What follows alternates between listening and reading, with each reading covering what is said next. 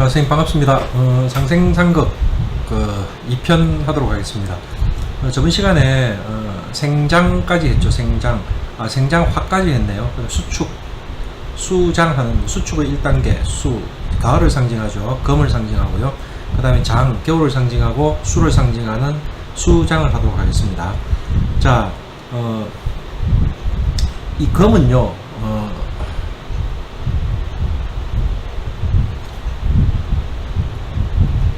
죄송합니다. 이 무엇이 자꾸 돌아버리네요. 자, 수축의 1단계.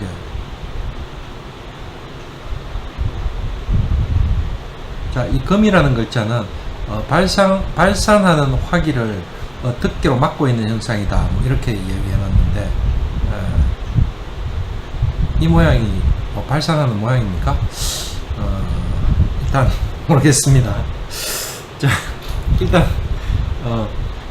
그 여름에 이제 잎이 폈죠. 이 화의 모양이 우리가 나무가 수축해서 저 땅을 뚫고 올라와 가지고 뿌리를 내린 이 나무의 모양에서, 그죠?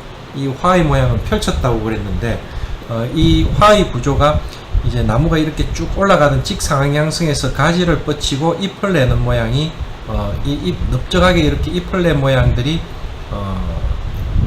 화의 상태고, 이제 열매까지 얘기를 하겠죠.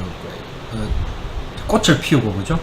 이게 이제 나중에 열매로 바뀌는데, 이 열매로 바뀌는 과정이 검이에요. 그래서 우리가 이 검은 열매가 이제 껍질이 단단해져 있는 단계, 이제 이 수축의 1단계라고 해가 검의 단계라고 했지만, 여기는 우리가 천간으로 가지고 이 얘기를 하면, 천간으로 이 얘기를 하면 어떤 모양이 됩니까? 경검하고 신검의 모양이 나오죠. 그죠? 이 경검이 우리가 지지로는 신유 이렇게 해당되는 글자들인데, 이때가 âm 역으로 7월입니다. 양력 8월이고요. 이때가 âm력 8월이죠. 9월인데 이 6월이 뭐가 들어가 있습니까? 추석이 들어가 있을 때입니다. 그래서 이 추석 전에는 이 열매가 껍질이 이렇게 단단해지면서 이때는 가을볕이 이렇게 만물을 건조시키는 작용을 하죠. 그러면서 열매의 속을 여물게 하거든요. 예, 그렇게 되고 이 6월이 되면 완전히 결실이 이루어지는 그 열매가 만들어지는 단계까지 가는 거예요. 그래서 그 단계의 전개가 이 열매의 껍질이 단단해지는 과정, 이게 검의 단계입니다. 예, 표면이 단단해지죠. 그렇게 되면서 왜 이 검을 숙살지기라고 하느냐, 흰색이라고 하느냐, 가을 되면 하얗게 서리가 내리죠. 그러고 난 뒤에는 모든 잎들이 지기 시작합니다. 그래서 검은 오로지 이 열매를 위해서 모든 기능들을 하죠. 그래서 나뭇잎들은 다 떨어뜨려 버려야 돼요. 영양분이 그쪽으로 가면 안 되니까요. 그래서 열매에 집중해 가지고 그 열매의 결실을 만들기 위해서, 결국 이게 뭡니까? 수렴. 그래서 검은 물질욕 이렇게 얘기를 하죠. 아주 현실적이고, 그죠? 그래서 우리가 명리학에서는 이 검기가 사주에 많은 사주 이렇게 얘기를 할 때, 그 자체로 이 검을 결실을 얘기해서 그 자체로 금융, 돈하고도 연관을 시킵니다. 예. 그래서 발산된 화를 수렴시켜 성숙해지는 모습이다. 열매나 씨에서 볼 수 있는데, 이제 요 신유의 단계를 거쳐 가지고 이제 해자축, 신유, 술해 할 때 이 해 단계로 가면 이제 완전히 씨앗으로 바뀐 거죠. 예, 씨에서 볼 수 있다 했는데, 표면은 단단해지고 안은 아직 화기가 남아 있다 이렇게 있죠. 그래서 그 화기가 다 빠지고 나면 이제 완전하게 씨가 될 수 있는 모양을 가지죠. 예. 그런데 약간 논인데, 이 우리가 수를 8개로 얘기를 하면 이 감수 이렇게 얘기하는데, 이 감수라는 게 이렇게 겉은 음으로 되어 있고 안이 양으로 되어 있거든요. 그래서 이 양기는 이 안에 들어가 있죠. 우리가 화에 해당되는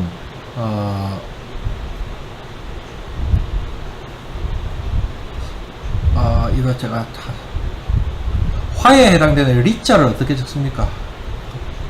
이렇게 적으면 되죠. 약자로. 예.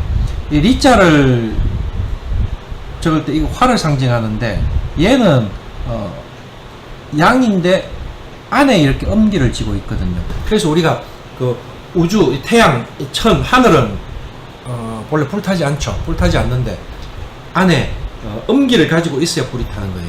그래서 태양이 불타는 거는 안에 음기가 있으면서 밖으로 막 타오르는 거죠. 그래서 둥그런 구체로 불을 피우는, 촛불도 마찬가지죠.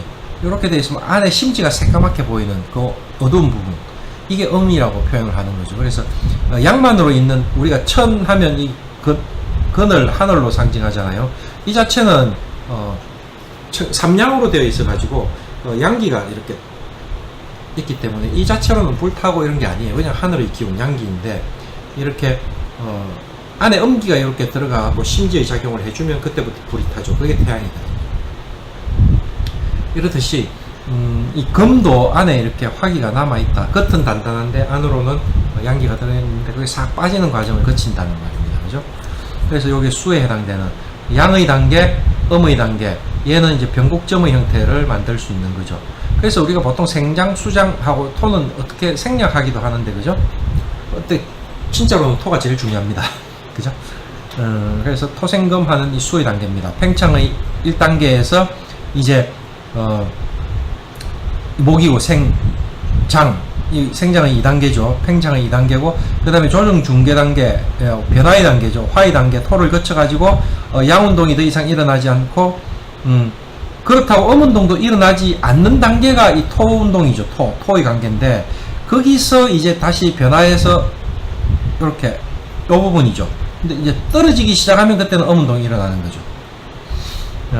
이 화의 과정에서 내부적으로 변화가 일어나는 것이 금의 단계로 자연스럽게 이행시켜주는, 계절적으로 여름에서 가을로 이행시켜주는 결정적 작용을 하는 것이 토다. 그래서 화생금 하는데 그 사이에 토가 살짝 들어가죠. 그래서 지지의 배속에서 이걸 미토라고 하고, 이거를 우리가 예전에는 장하에서 긴 여름이라고도 표현을 했는데, 그래서 이 토가 아주 중요한 작용을 한다고 해가지고, 여기는 기토를 쓰죠. 그죠? 예, 습기를 먹으면 토, 이렇게 얘기를 하는데, 이 기토가 우리가, 진짜 참된 토다 해서 진토, 이렇게 얘기를 하죠. 예, 그래서 미토를 진토라고 합니다. 예.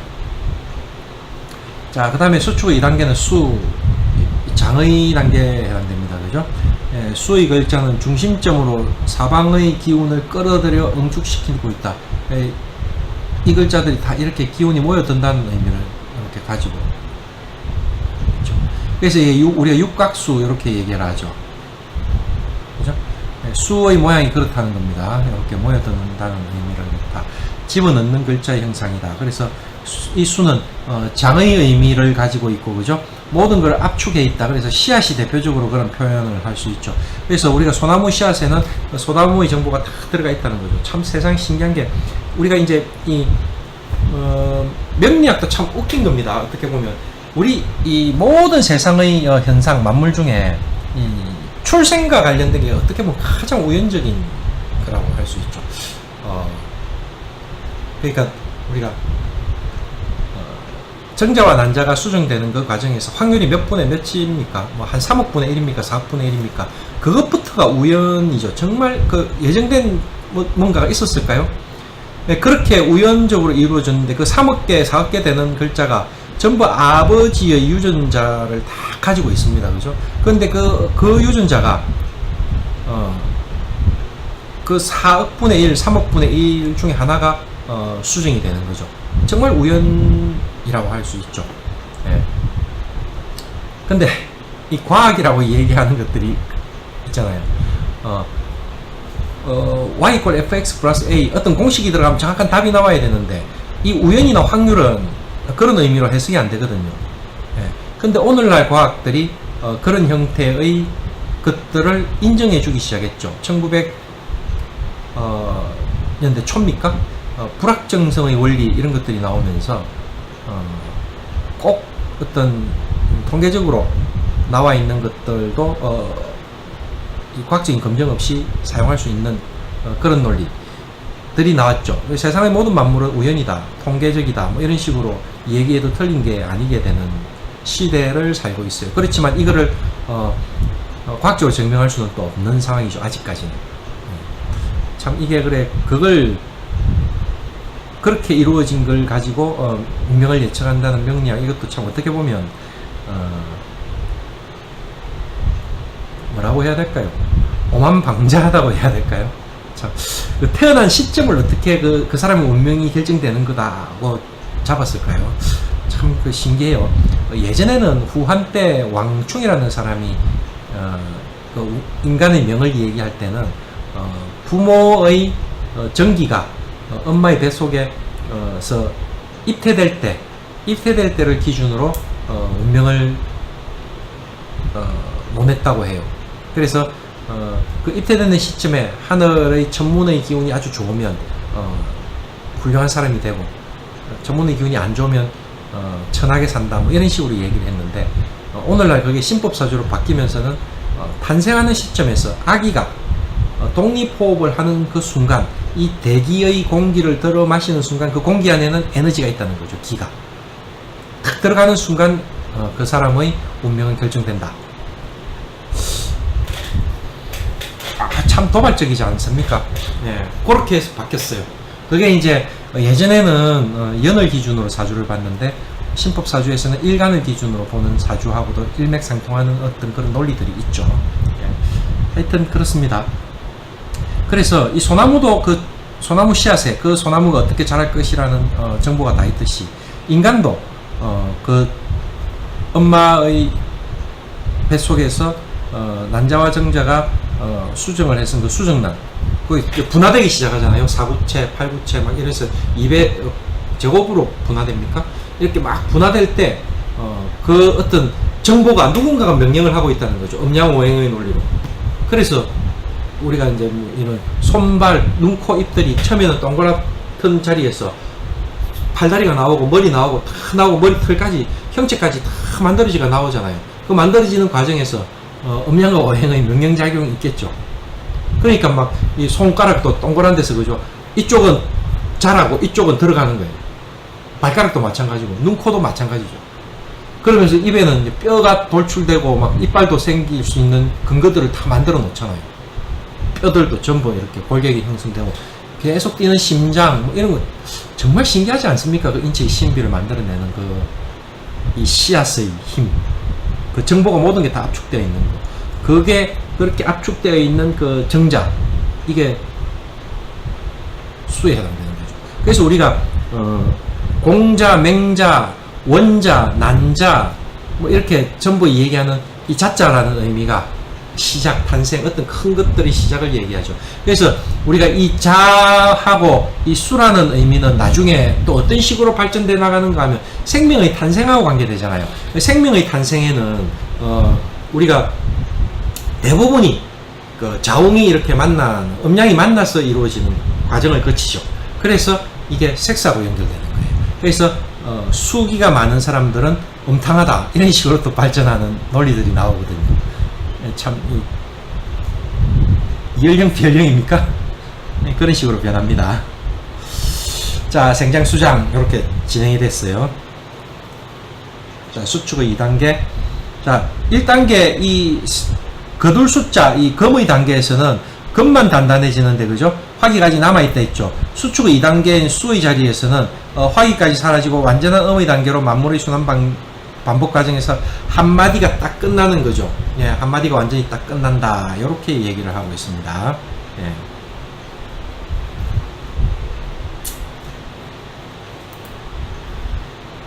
자, 그리고 이제 상극으로도 상생과 상극 이랬는데, 상생은 생해준다는 의미로 이제 생장화수장, 생장수장, 목화토금수 이런 식으로 돌았는데, 상극은 서로 극한다는 의미를 가지고 있습니다. 그래서 우리가 음양이 공존하듯이 상생과 상극도 같이 존재한다고 봐야 되는 거예요. 그죠? 그 태극이라는 그 자체가 음과 양이 나누어져 있대. 하나이면서 두 개로 활동하는 그런 형태죠. 나도 사람인데 남자로서 이렇게 있지만 내 안에 음양이 같이 들어가 있다는 거죠. 예. 그런 형태로 이해를 하면 됩니다. 자, 그래서 우리가 상극을 가지고 얘기를 할 때는요, 이제 이런 과정들로 또 설명을 할 수 있어요. 우리가 이제 목화, 토, 금, 수 이래가지고 목생화, 화생토, 토생금, 금생수, 수생목, 그 다음에 목극토, 토극수, 수극화, 화극금, 금극목, 이 과정을 가지고 전체 상생상극, 서로 생하고 서로 극하는 관계를 갖고 얘기를 했다고도 하지만, 그 글자의 그 자체를 가지고 상생과 상극의 과정을 설명을 할 수가 있습니다. 자, 한번 볼까요? 자, 이 목이 이렇게 목극토를 하잖아요. 그죠? 극이 들어가면 그 다음에 반응을 하면서 생을 합니다. 그래서 제가 얘기했듯이 항상 먹이기만 하면 움직이려고 안 하겠죠. 예. 그래서 굶기는 과정, 그게 극이죠. 그래야 내가 뭔가 먹기 위해서 움직이는 거죠. 내 생명을 생존시키기 위해서 움직이는 과정이 나온다는 말입니다. 그죠? 지금 여기 색깔이 흰색 바탕에 돼가지고 이 색깔이 지금 그건데 흰색이 이렇게 들어가 있는 겁니다. 자, 그래서 목이 이 토를 이렇게 목극토를 해요. 그죠? 목극토를 하면 이 토는 뭘 생합니까? 금을 생합니다. 그래서 이 생을 받은 금이 이 목을 극하게 되죠. 자, 그렇게 되면 자, 목극토가 계속 이렇게만 목극토만 일어나면 얘가 못 견디고 죽어버리겠죠. 그죠? 그런데 이 토가 극을 받으면 바로 이 금을 생해 가지고 토가 생해준 이 금이 목을 극함으로 인해 가지고 이 목이 온전하게 이 토를 계속 극을 못하도록 하는 거예요. 그러면 얘는 이렇게 극을 하면 얘는 또 얘대로 이렇게 활을 만들겠죠. 이렇게 활을 만들면 얘는 다시 얘를 극할 거예요. 그죠? 얘를 극하면 얘만 계속 극을 못하고, 그죠? 또다시 뭘 생합니까? 자기는 수를 생하겠죠. 이 수를 생하면 이 생을 받은 수는 다시 이 화를 극해요. 그러면 이 화는 얘만 계속 극을 못할 거예요. 그죠? 그러면 얘는 다시 뭘 생합니까? 토를 생하죠. 토를 생하면 이 토는 다시 얘를 이렇게 생하는 거예요. 이렇게 돌고 도는데, 자, 이 과정을 다 빼버리고 어떻게 해요? 얘만 보자는 거죠. 자, 이 과정만 보자는 거죠. 그래서 목극토를 했는데 이 극을 받은 토가 금을 생해줌으로 인해서 금이 얘를 극해서 얘가 살게 되는 거죠. 그래서 외형적으로 드러난 모양은 토생금이지만 이 이면을 같이 보면 금생토도 된 거예요. 이해됩니까? 그래서 이 과정이 궁극적으로 토와 금이 상생하고 있다는 그런 논리예요. 그리고 여기서 이 과정을 보면요. 자, 목이 토를 극했는데, 그죠?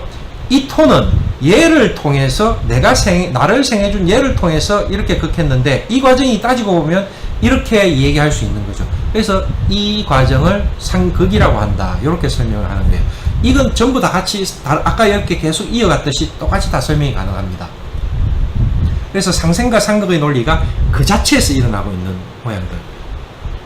음양이 그 자리에 같이 있는 것처럼 그렇게 설명이 되는데, 자, 목극토를 하면 이 극을 받은 토는 토생금을 해가지고 이 금이 다시 금극목을 하면서 상생과 상극이 그 자리에 같이 들어가 있는 거예요. 이해하시겠습니까? 자, 목이 토를 극하면 토는 금을 생해서 금이 다시 목을 극하게 하면서 자신의 생을 도모하는 거죠. 누가? 토가. 예.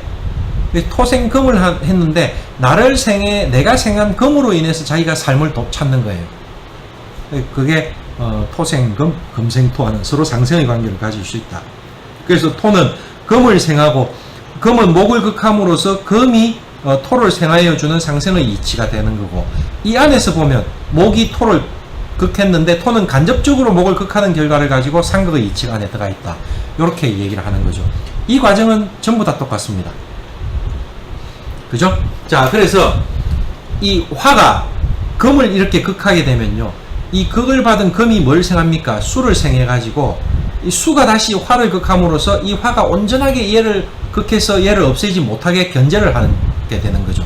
그럼으로써 얘가 자기 삶을 이어갈 수 있는 구조는 내가 수를 생함으로 인해서 그렇게 된 거죠. 그래서 이걸 그 이치를 전체를 그림을 보게 되면 외형적으로 드러난 거는 금이 금생수를 했지만 그 내면에 보면 수가 금을 생해주고 있는 관계가 되죠. 왜? 수는 화를 극함으로써. 그래서 이 극의 논리에서도 이 금은 간접적으로 화를 견제하는 역할을 함으로 인해 가지고 서로 상생과 상극은 한 자리에서 일어나고 있다. 이렇게 얘기하죠. 이 말이 곧 있잖아요. 군인은 전쟁터에서 공을 세워서 전쟁터에서 이름을 날리고 내가 거기서 승진하고 명예를 얻죠. 그렇지만 결국 군인은 전쟁터에서 죽는 거예요. 그죠? 상생과 상극은 한 자리다. 그래서 길과 흉도 동소다. 길, 흉은 동소다. 한 자리에서 같이 일어난다는 거예요. 길, 흉은 동소다 하는 얘기가 나오는 거죠. 예. 그래서 여기도 똑같습니다. 아까 화극금을 했는데 극을 받은 금이 수를 생해가지고 그 수가 화를 극하게 만든 거죠. 그래서 화가 금을 극하면 금은 수를 생해서 수가 화를 극하게 하면서 자신의 생을 도모했다. 그죠? 그래서 이거는 뭡니까? 금은 수를 생하고 금생수를 했는데 이 수가 화를 극해가지고 수가 금을 생하여 주는 이치가 된 거죠. 그 내면을 보면 그죠? 그래서 이거를 또 간접적으로 보면 화가 금을 극했는데 그죠? 이 금은 수를 생함으로 인해 가지고 그 수를 통해서 화를 극해서 간접적으로 내가 화를 극하고 있는 모양을 취한 거죠. 예, 그 논리가 같이 이렇게 들어가 있습니다. 자, 여기도 마찬가지죠. 여기도 똑같은 논리가 적용이 됩니다. 자, 어떻게 해요? 토가 수를 극하면 그죠? 수는 목을 생해 가지고 이 목이 토를 극함으로써 이 목이 수를 다시 생해주는 논리도 되고 이 수가 토를 같이 간접적으로 극하는 논리도 적용이 된다는 말입니다. 그죠? 상생과 상극은 이렇게 같이 있더라. 이거는 이제 안 봐도 되겠죠? 예. 논리가 같이 그렇게 이어진 겁니다. 자, 그 다음에 이것도 마찬가지죠. 자, 어떻게 해요? 여기도 지금 색깔이 흰색이 있습니다. 금극목을 했더니 목은 화를 생해가지고 화가 금을 극했다. 그래서 이 논리를 뒤집어 보면 목이 화를 생했고 화는 목을 생한다. 이렇게 되는 거죠. 요 부분을 가지고 사람들이 책에서 상생과 상극을 어떻게 설명하고 있는가 하면 나무를 태양이 목이 화를 생하는데 이 태양이 목을 생해주는 논리로 설명을 하는데 다른 거는 그렇게 물상으로 설명이 안 되죠. 예, 그 논리가 아니고요. 이렇게 상생과 상극은 그 안에서 서로 상생 상극을 같이 봐야죠. 하나의 자리에서. 그죠? 태극이라는 존재 안에 음과 양은 같이 공존하고 있기 때문에 그걸 통으로 읽어주면 어떻게 상생과 상극은 직간접적으로 서로 이렇게 연결되면서 생하는 곳에서 극이 있고 극하는 곳에서 또 다른 극이 생기는 요 과정들이 그대로 이어지죠. 그래서 요걸 쭉 전부 5개를 합치면 아까처럼 어떤 모양이 됩니까? 목생화, 화생토, 토생금, 금생수, 수생목이 되고 목극토, 토극수, 수극화, 화극금, 금극목 이런 식으로 이 모양이 그대로 이루어지는 거죠. 예. 이해되십니까? 예. 안 돼도 돼야 됩니다. 예. 자, 요것도 이 부분은 아까 계속 설명한 부분이니까 빼겠습니다. 여기도 마찬가지죠. 똑같은 논리가 적용이 된 거예요. 자, 수극화를 했더니 이 화는 토를 생해서 생을 받은 토가 수를 견제함으로 인해서 얘가 온전하게 이 화를 극하는 데 집중해서 화를 절멸시키지 못하는 상황. 그래서 서로 적당한 극과 적당한 생으로 서로 생생불식하면서 계속 이어져 나가는 그런 과정. 이게 이제 태극이 운행되는 과정이죠. 그래서 양이 강해지면 음은 상대적으로 약해지고 음이 강해지면 양은 상대적으로 약해지면서 이런 논리가 되죠. 이 태극의 모양이 이렇게 되잖아요. 그죠? 그래서 양이 점점 크면 이렇게 커지기 시작하면 음은 점점 이렇게 작아지는 과정을 거치죠. 여기서 점점 이렇게 작아지는 과정을 거치고 음이 다시 이렇게 커지기 시작하면 양은 이렇게 점점 줄어드는 과정을 만들어 나가는 거죠. 그리고 그러면 여기가 이제 하지고 여기가 동지가 되고 여기 춘분인데 이 길이는 같다. 이렇게 그 크기는 같아지는 구조죠. 그래서 이 태극의 운동은 역동적으로 움직이는데 그 움직이는 과정이 그러니까 음양이 이렇게 진포가는 이 과정이 태극의 운동처럼 보이는 거고 그 진동이 이 우주 만물을 계속 이어가는 과정이죠.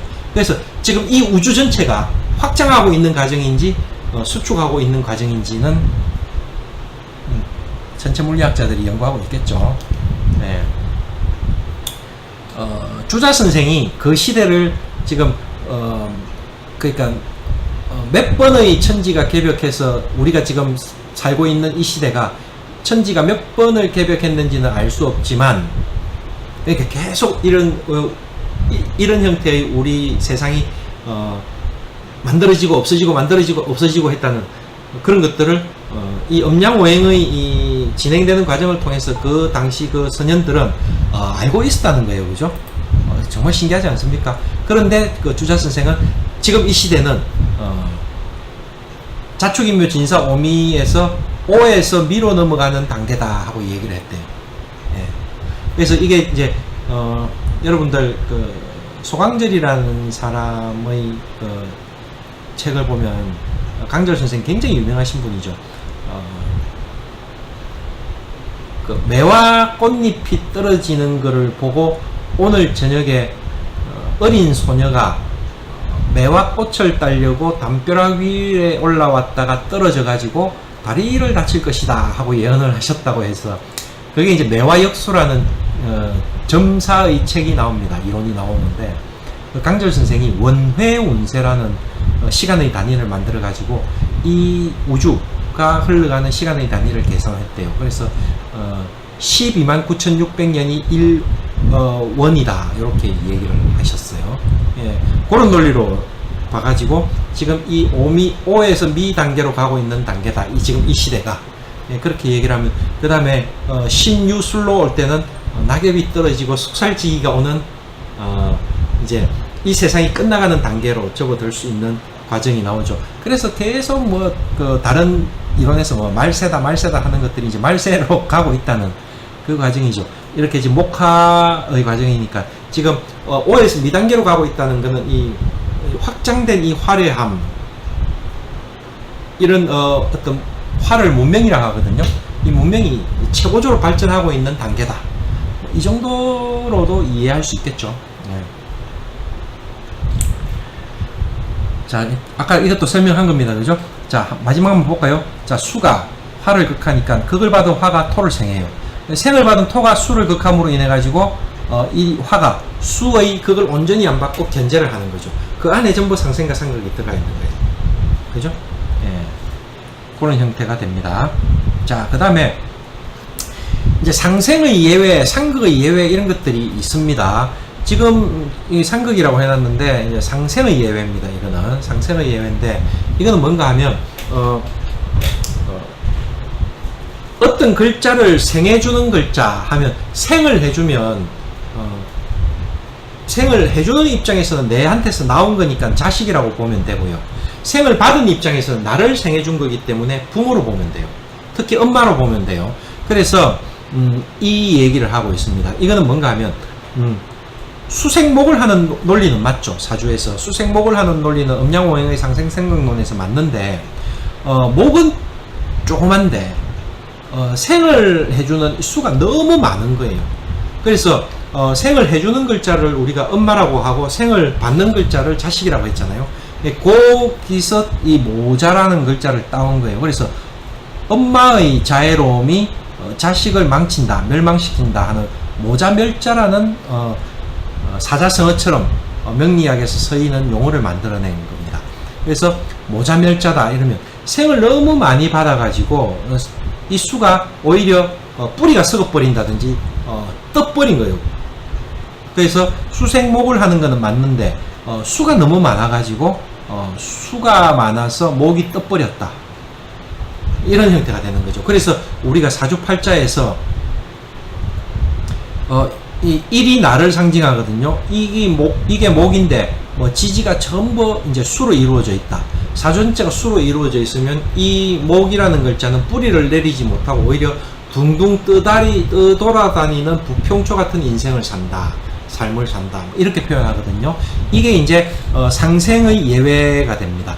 생은 적당한 게 좋다는 거죠. 이게 아까 그 첫째 시간에 얘기했듯이 상생과 상극이 적절하게 조화를 이루어 가지고 결국은 명리학은 중화지도를 찾아가는 어떤 그런 학문이라고 보면 돼요. 중화지도를 찾아가는 학문인데 이게 생이든 극이든 뭔가 너무 과해버리면 오히려 안 좋다 하는 것을 이렇게 설명하고 있는 예시입니다. 예, 상생도 상생이죠. 상생도 너무 많으면 안 좋다. 또 어떤 형태가 있는가 하면 내가 너무 강한데 이미 강한데 또 자꾸 생을 하는 것도 안 좋겠죠. 그죠? 예, 그런 형태들도 있습니다. 자, 여기도 목생화 하는 거는 맞죠. 그런데 목이 너무 생해주는 목이 너무 많아요. 불씨는 조그만데. 자, 이렇게 되면 자, 목생화를 하는데 목이 너무 많아가지고 불이 오히려 꺼져버린 거예요. 자, 이 말은 무슨 말인가 하면 이제 불이 조금 피려고 하는데 막 통나무하고 나무를 확 너무 많이 넣어버린 거예요. 그러니까 이게 불이 나무에 옮겨 붙지를 못하고 많이 들어온 통나무 때문에 오히려 불이 꺼져버리는 형상이, 이런 상생의 폐단을 얘기하는 거죠. 상생을. 그래서 우리가 생을 해주는 글자가 많다는 말은, 나를 생해주는 글자가 많다는 말은 이게 무슨 말인가 하면 인성, 즉 엄마가 많다는 말이거든요. 그래서 우리가 나를 생해주는 글자가 사주에 너무 많으면 우리가 보통 뭐라고 하는가 하면 마마보이, 들어보셨죠? 예, 마마보이가 되는 거예요. 예, 그런 식으로 됩니다. 뭐 그게 여자라고 하면 마마걸도 있습니까? 예, 마마걸도 있겠죠. 뭐 그런 형태로 이루어지고 삶을 그렇게 산다. 그러니까 남자애가 여자친구랑 데이트할 때 밥 먹는 것도 엄마한테 전화해가지고 엄마 지금 이제 어딘데 어디에서 내 뭐 먹을까 하고 전화를 걸어서 물어본다. 그런 것들을 우리가 마마보이라고 하죠. 생을 해주는 글자가 너무 많을 때 생기는 폐단이다. 이렇게 이해하시면 됩니다. 자, 이것도 마찬가지입니다. 화생토를 하는데 이 토가 너무 많으면요, 화가 많아서 초, 이게 이제 뭡니까? 볶였다고 그럽니까? 완전히 단단해지고 타버렸다고 해야 됩니까? 그래서 화가 너무 많으면 불길이 너무 세면 토는 어떻게 됩니까? 열을 따뜻하게 받아가지고 예를 들어서 적당한 수분과 열기를 받아서 나무를 생명을 키우는 게 토의 내 뜻이죠. 내 뜻인데 이렇게 너무 많아버리면 우리가 뭐라고 이야기할 수 있을까요? 사막처럼 됐다. 그죠? 사막처럼 되면 이게 어떤 의미가 없어집니까? 이 토가 뭘 생해줍니까? 목을 생해줘야 되는데 목에 대한 이 생의가 전혀 없어지는 거예요. 죽은 토가 되는 거죠. 예. 그리고 그게 더 심해진다. 이렇게 되면 토가 완전히 굽혀버리는 건 뭡니까? 도자기처럼 타버리고 새까맣게 돼버리는 거죠. 이렇게 되면 우리가 뭐라고 합니까? 토는 건강에 있어서 비위가 되죠. 비위. 위장 소화기 계통이 되는데 저게 이렇게 화기에 너무 굽혔다. 위암이다. 이렇게 이야기할 수 있을까요? 그런 형태가 병으로도 나타날 수 있다.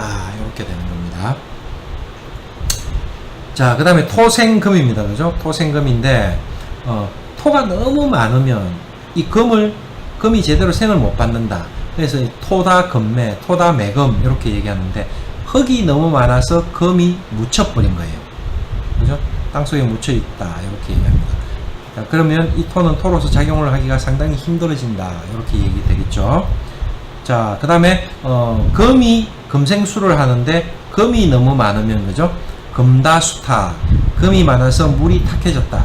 금이 많으면 탁수가 된다. 철분이 많은 물로 더러워진다. 물이 탁해진다는 의미를 가지고 금다수탁이다. 그러면 우리가 상생이든 상극이든 적당해야 좋은 겁니다. 그죠? 적당해야 좋다. 이렇게 얘기합니다.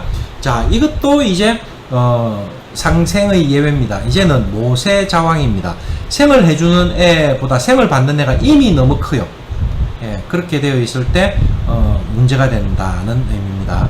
자, 수생목을 하는 게 맞는데 목은 이미 너무 많기 때문에 이 수는 너무 작아요. 이미 목이 굉장히 많다. 목이 이렇게 많으면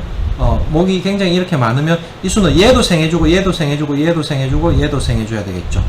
자식을 너무 많이 낳아가지고 엄마가 기진맥진해서 돌아가셨다 하는 논리도 여기서 나옵니다. 그래서 목다수축, 목이 많아서 수기가 쫙 나무에 흡수되어 갖고 존재감을 잃어버렸다. 이렇게 얘기를 하는 거고요. 그 다음에 이거는 화다목분입니다. 화가 너무 많아가지고 이 목이 감당을 못하는 거죠. 예. 그러니까 어마어마하게 큰 불길에 나무가지 하나 탁 던져 넣으면 순식간에 확 타버리고 없어져 버립니다. 그래서 이거를 화다목분 해가지고 불이 너무 많아갖고 목이 타서 존재감을 잃어버렸다. 이렇게 이제 이렇게 된 경우를 가지고 얘기할 때 화가 나다. 근데 이게 많다는 말은 형제가 많다는 말이겠죠. 예, 그러면 엄마가 자식 놓으면서 기진맥진하고 이 진을 다 뺐다 그러잖아요. 예, 그래서 건강하지 못하게 된다. 뭐 이런 논리들이 이런 상생의 예외 조항에서 나오는 것들입니다. 자, 여기도 그렇죠. 화생토 하는데 이 화기가 너무 약하고 토는 너무 커요. 그럼 토가 너무 많아서 이 애가 이 토를 전부 많은 토를 다 생해줄 수 없으니까 이 불이 꺼져버린 거예요. 토다 화식이다 이렇게 얘기하고요. 자, 그 다음에 토생금을 해야 되는데 그죠? 금이 너무 많으니까 얘가 생해줄 금이 너무 많아갖고 얘가 기진맥진해 버리죠. 그래서 내가 토로서의 성질을 완전히 다 잃어버리는 모양을 만든다. 이렇게 해서 금다토변이다 이렇게 얘기를 하죠. 또 여기도 있죠. 금생수를 하는데 이 생을 해줘야 되는 수가 너무 많으니까 이 금이 감당을 못하는 거예요. 그래서 내가 금생수를 해주면서 그 생행수에 내가 잠겨버린 거예요. 수다금침이다 이렇게 설명합니다. 그냥 이제 선생님들이 나중에 이제 세월이 흐르면 자연적으로 이런 용어들은 알게 돼요. 굳이 지금 막 알려고 외우려고 하실 필요는 없지만 상생과 상극은 적당한 게 좋지 한쪽으로 과하면 오히려 그게 어떤 형태로든지 상생이든지 상극이든지 다 좋지 않다 하는 거를 이번 시간에 알면 되는 겁니다. 그죠? 자, 여기서도 마찬가지입니다. 이번에는 상극의 예외입니다. 그죠? 자, 수극화는 맞는데 그죠?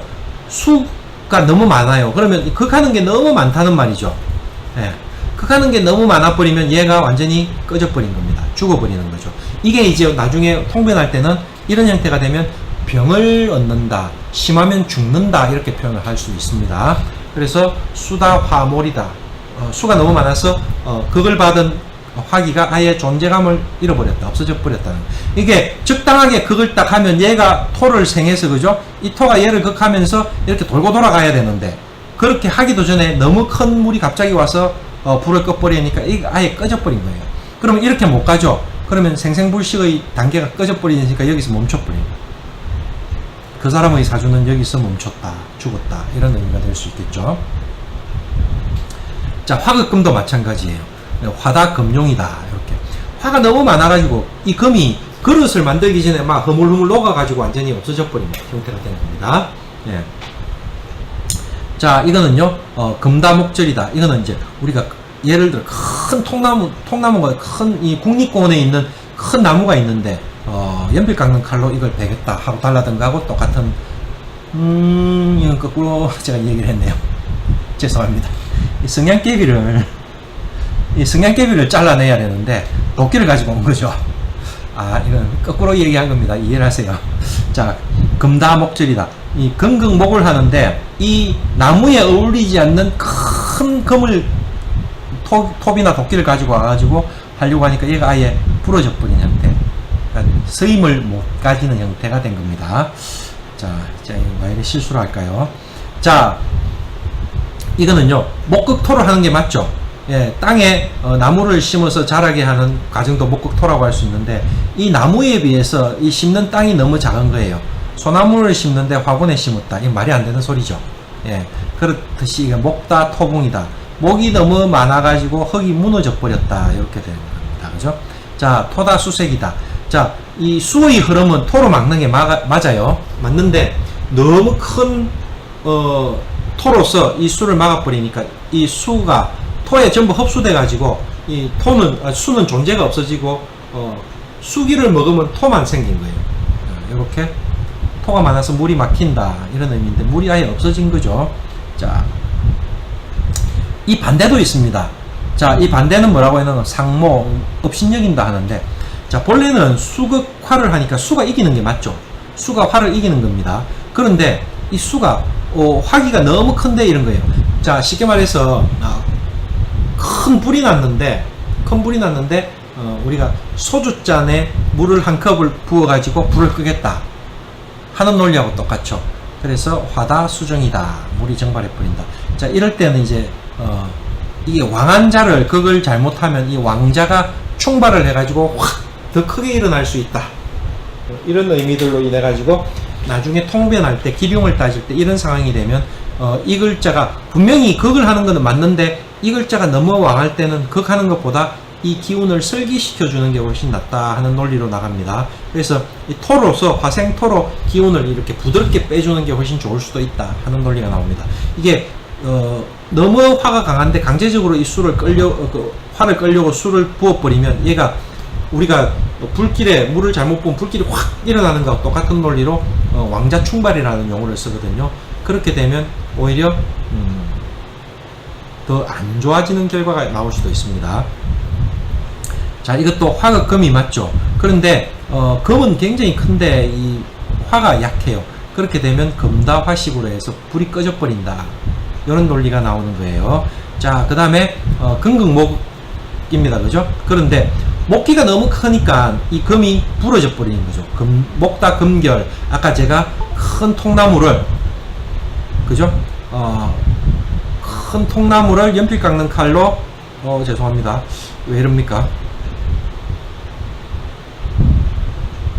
자, 큰 통나무를 연필 깎는 칼로 자르려고 하니까 연필 깎는 칼의 날이 부러져 버린다 하는 논리가 여기에 나온 겁니다, 그죠? 자, 이것도요, 나무가 굉장히 크고 토가 굉장히 크고 단단한데 약한 나무로 나무를 극하려고 하면 우리가 이제 어떻게 됩니까? 나무가 부러져 버리는 형태가 되죠. 네. 자, 이거는 이제 수다토류라고 하는데, 물이 굉장히 큰 물인데 조그만 흙으로 이 물길을 막겠다고 하면 막지를 못하고 이 흙이 물길에 휩싸여서 떠내려가 버리죠. 예, 그래서 수다토류다, 이렇게 얘기합니다. 자, 지금 이 시간까지 한 게 상생과 상극의 대강입니다. 대강인데 이제 오프라인 수업에서는 이것보다 더 짧게 했죠.